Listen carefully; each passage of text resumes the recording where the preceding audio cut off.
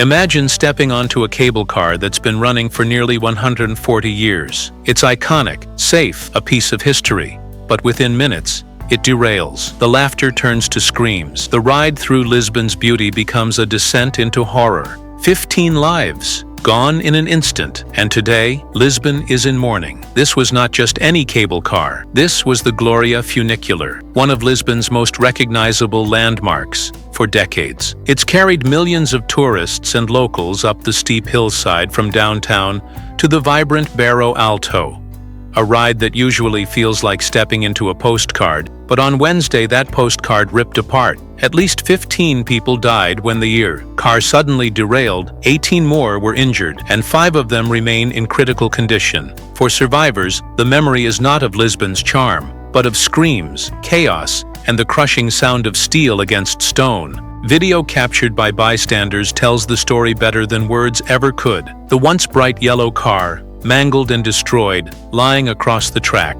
people climbing out of shattered windows, others leaping for safety as the carriage jolted violently. Lisbon's Mayor Carlos Moedas called it a tragic incident. His voice trembled as he spoke, because this was not just an accident. This was a wound carved into the very heart of the city. Here's what makes this story even more unsettling. This cable car has been running since 1885. Nearly 140 years. Through wars, through revolutions, through generations, it's been part of Lisbon's identity. And maintenance? Caris, the public company operating the line, insists they have followed every rule. Daily inspections, weekly checks, monthly overhauls. They claim everything was in order, so how did it all go so wrong? Investigators are now combing through the wreckage. Police, engineers, prosecutors, everyone wants answers. Was it mechanical failure? Was it human error? Or was it something deeper, something overlooked in the rush of Lisbon's booming tourism industry? Because make no mistake, Lisbon has been transformed in the past decade. Millions of visitors pour into the city every year. Hotels are packed, narrow streets are crowded, and yes,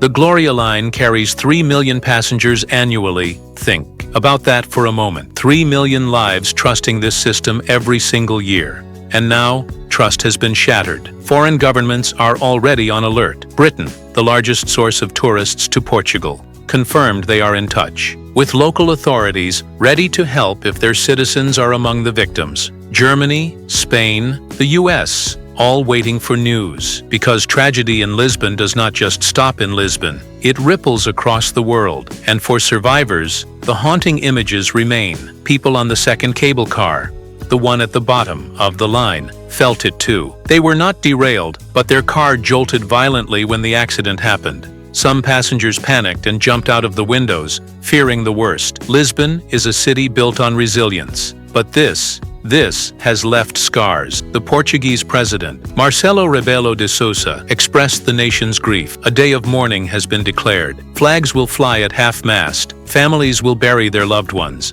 And yet, for many, answers matter as much as grief. How could this have happened in 2025, in a city so dependent on its reputation as safe, beautiful, and historic? The Gloria funicular is not just a tourist ride. It's a living monument. Locals take pride in it. Visitors fall in love with it. And now, it's become the symbol of a nightmare. Authorities are promising a full investigation. But history shows us something chilling. In public transport accidents, investigations can take years. Promises can fade. And families are often left with more questions than closure.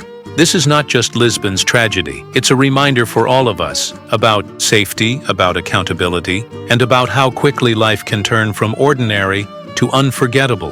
Lisbon will recover. The city always does. But the memories of that day, the shattered tram, the screams, the unanswered questions will linger for years. And now I want to hear from you. Do you think accidents like this are the result of human error? Or do you believe they reveal deeper failures in how cities maintain historic infrastructure? Drop your thoughts in the comments. I will be reading every single one. If you found this story important, do not forget to hit subscribe and turn on notifications, because stories like this deserve to be told. And together, we will keep uncovering the truth.